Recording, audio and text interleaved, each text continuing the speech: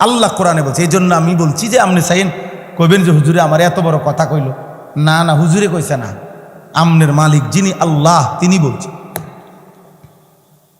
তিনি বলছেন ফজরের নামাজ যে পড়ে না, খোদার কসম তোমার নবী যিনি, তোমার সেই নবী যিনি, তোমার রাসূলুল্লাহ সাল্লাল্লাহু আলাইহি সাল্লাম, তোমার নবী বলছে সে মুনাফিক, মুনাফিক, মুনাফিক, মুনাফিক, সে মুনাফিক। আল্লাহর নবী বলছে, একবার না বারবার। নবী সাল্লাল্লাহু আলাইহি সাল্লাম ফজরের নামাজের পরে সালাম ফিরিয়ে জিজ্ঞেস করতেন, আশাহিদুন ফুলান, আশাহিদুন ফুলান, অমুকে আসছে, অমুকে আসছে। যদি শুনতেন আসে নাই, আল্লাহর নবী বলতেন শোনো, মুনাফিকের জন্য ফজর পড়া কঠিন। বিশুদ্ধ হাদিস, মুনাফিকের জন্য ফজরের নামাজ পড়া কঠিন। নবী সাল্লাল্লাহু আলাইহি সাল্লাম বলতেন। হযরত আব্দুল্লাহ ইবনে মাসউদ রাদিয়াল্লাহু তাআলা আনহু, স্পষ্ট হাদিসে আছে, তিনি বলতেন কুন্না নুসাল্লি মা'আন নবী সাল্লাল্লাহু আলাইহি ওয়াসাল্লাম সালাতাস সুবহি ফি জামাআ, আমরা নবীজির সাথে ফজরের নামাজ মসজিদের জামাতে পড়তাম। লাম ইয়াতাখাল্লাফ আন্না ইল্লা মুনাফিকান বাইয়িনুন নিফাক, ফজরের নামাজের মসজিদের জামাতে কেবল ওই ব্যক্তি বিরত থাকতো, আসতো না যে স্পষ্ট মুনাফিক। কসম খোদা, আপনি যদি রেফারেন্স দেখতে চান তো আমার ওয়াজের পরে বয়াইন, আমি দেখাই যাব। এবং এমনকি ওই কিতাব আমার গাড়িতেই আছে, আরবি কিতাব, আমি যেটা বসে বসে পড়ি অবসর টাইমে, এখনো আছে গাড়িতে, মন চাইলে দেখাবো। আল্লাহর নবী সাল্লাল্লাহু আলাইহি সাল্লামের সাহাবী আব্দুল্লাহ ইবনে মাসউদ বলে, ফজরের নামাজে যে আসতো না, আমরা তাকে চিনতাম যে বাইয়িনুন নিফাক, সে স্পষ্ট মুনাফিক, স্পষ্ট মুনাফিক। বলেন আব্বা, বলো ভাইয়া, মানুষ হচ্ছ নাকি উপার্জনকারী প্রাণী হচ্ছ, বুঝ করে নাও। কোরআনে পড়বেন, কে পড়বেন, কোনো কিছু নিষেধ। বাংলাও হারাম না, অঙ্কও হারাম না, ইংরেজি পড়াও হারাম না, পদার্থবিজ্ঞান, জীববিজ্ঞান, রসায়ন বিজ্ঞান, উচ্চতর গণিত, তথ্য যোগাযোগ প্রযুক্তি, কোনোটাই হারাম না, কোনোটাই না জায়েজ না, আমরা কোনোটাই নিরুৎসাহিত করি না। কিন্তু আমরা বলি আল্লাহ ভুল্লা কেন? কোরআন পড়তে পারো না কেন? নামাজ পড়তে পারো না কেন? একটা লাইন দেখে দেখে শুদ্ধ পড়তে পারো না কেন? 10টা দোয়া কইতারো না কেন? সূরা কেরাত জানো না কেন? সুন্নাত মোতাবেক রুকু সেজদা দিতে পারো না কেন? আত্তাহিয়াতু দুরূদ শরীফ শুদ্ধ বলতে পারো না কেন? দোয়ায়ে কুনুত শুদ্ধ বলতে পারো না কেন? কেন বাবা বলে? স্কুলে পড়লে দোয়ায়ে কুনুত শুদ্ধ করতে হয় না, এই সিদ্ধান্ত কে দিল? ইউনিভার্সিটিতে পড়লে, কলেজে পড়লে, জেনারেল লাইনে পড়লে অশুদ্ধ সূরা কেরাত পড়লেও চলবে, আমনের বেহেশতে যাইতেন পারবেন। তাহলে আমনে বেহেশতে যাইতে সময় অশুদ্ধ সূরা কেরাত নিয়ে যাইবেন, আর আমি বেহেশতে যাইতে সময় কোরআন শরীফ শুদ্ধ করতে হবে, তো এটা কি ইনসাফ হলো না? কথা কয়, এটা বৈষম্য হয়ে গেল না? কি ও আমনে বিড়িও খাইবেন, সুদও খাইবেন, কিস্তিও নিবেন, প্রতিদিন টেলিভিশনও চাইবেন, আপনার বউ বাচ্চা সবাই ঘরে টেলিভিশনও চাইব, এরপরও আপনি বেহেশতে যাইবেন, আর এর কোনোটাই আমি করতে পারতাম না, আমি বেহেশতে যাইতে হইলে, এটা কেমন ইনসাফ হইল? বেহেশত আমার বেলায় এটা কঠিন হয়ে গেল কা? কথা বলেন না কেন? আপনারা এই যে আম করে দেখলে হুজুর মানুষ সাদওয়ানে বইছেন কীর্তেন, এটা হুজুর মানুষ সাদওয়ানে বসার অনুমতি নেই, বাকিদের অনুমতি। হুজুর মানুষ গালি দেন কা? ও তো হুজুর মানুষে গালি দিতে পারতো না, বাহিরা দিতে পারবে নাকি? বেটা দাড়ি রাখছ, মিশা কথা কস কেন?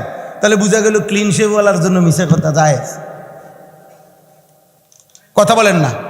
দাড়ি কাটা হইলে মিশা কথা বলা যায়, তো তাইলে আপনি এটা কি কইলেন যে দাড়ি রাখছ মিশা কথা কস?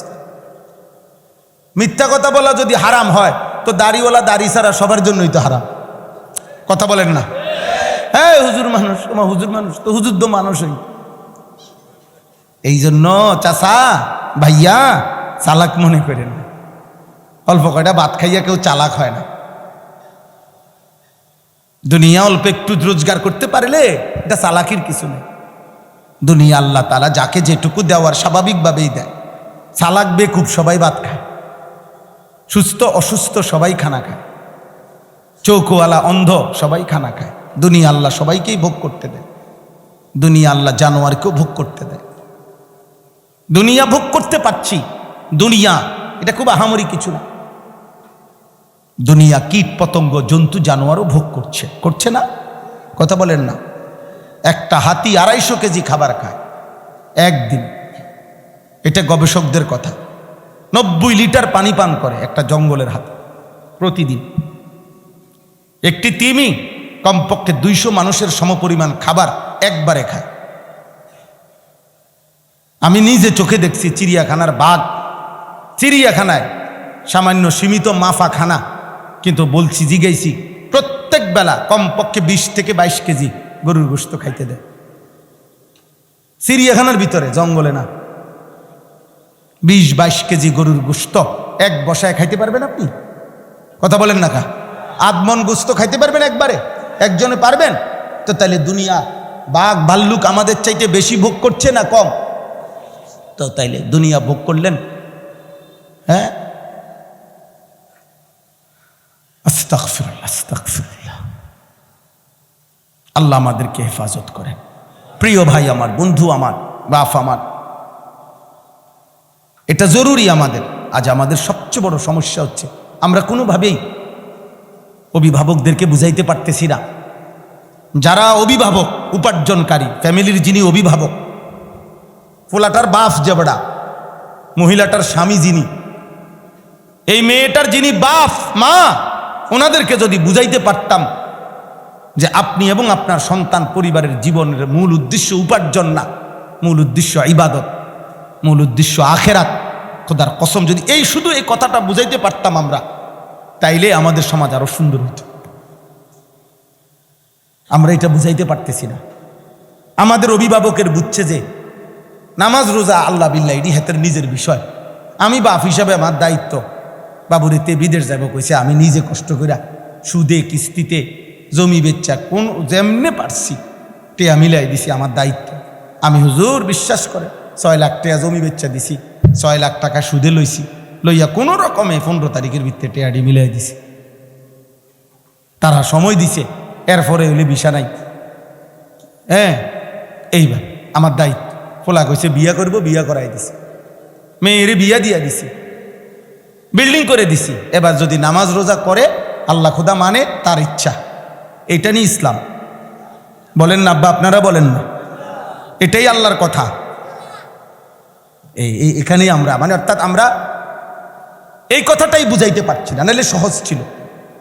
নাহলে এই ছেলে পেলে এত বেশি বেনামাজি থাকার কথা ছিল না রে বাপ। আজ থেকে 30 বছর আগে এই সমাজের চিত্র এমন ছিল না। গত 30 বছর আগের বয়স্ক চাচাদেরকে বলেন, আমার বয়স এখন 45 বছর, তাইলে আমার 30 বছর আগে আমি 14-15 বছরের ছিলাম। আমার তো মনে আছে আমার ছোটবেলা, আমাদের প্রাইমারি স্কুল তো মনে আছে আমাদের তো মনে আছে। প্রতি বেলাই বলা যায় আলহামদুলিল্লাহ আব্বার হাত ধরে ধরে মসজিদে যাইতাম। গ্রামকে গ্রাম দুষ্ট, অসৎ, বেহায়া, চরিত্রহীন তো 10 গ্রামে 2 গ্রামে 5 গ্রামে 1-2 ছিল। আকাম কুকাম খারাপ কাজ করতে 1-2 ছিল। আর যদি ধরা খাইছে তো 10 গ্রামের মানুষ একত্র হইয়া মাঝখানে রাইখা মাথা চুল কামাইয়া ছেড়ে দিছে গ্রাম। মানুষে দেখলেই বুঝো তাই না ধরা খাইছে, চান্দু ধরা খাইছে। মানুষ বুঝতো, গ্রাম চুক্তি রব উঠে যাইতো, ওইতে আকামে ধরা খাইছে। মানুষের মধ্যে সচেতনতা ছিল। আজকে বয়স্করাও, মুরব্বী চাচা যারা আছেন, এখন আপনারাও বেশি বেখেয়ালি হয়ে গেছেন। আপনারা চুপ, একের মাতে না, একদম মাতে না, শুধু একটার পর একটা পান খাইতে আছে, বন খাইতেছে, আপেল খায়, মালটা খায়, আর এই গপসপ মারে। কেউ গপ করে, কেউ গপ শোনে, কেউ শরীরে কুলাইলে নিজেই গপ মারে, আর শরীরে না কুলাইলে অন্য মানুষে গপ মারে, হেবড়া শোনে বইয়া বইয়া। কিও আপনি সাদওয়ানে কি করেন, মানুষ এইটা এইটা কয় কদ্দুর হুনি আর কিতা করুন, কাম তো নাই, কাম তো নাই। তাইলে আখেরাত কোথায়? ছেলের আখেরাত, মেয়ের আখেরাত, স্ত্রীর আখেরাত, নাতি নাতনির আখেরাত, এদের কে ব্যবস্থা করবে? আল্লাহ আমাদেরকে হেফাজত করেন।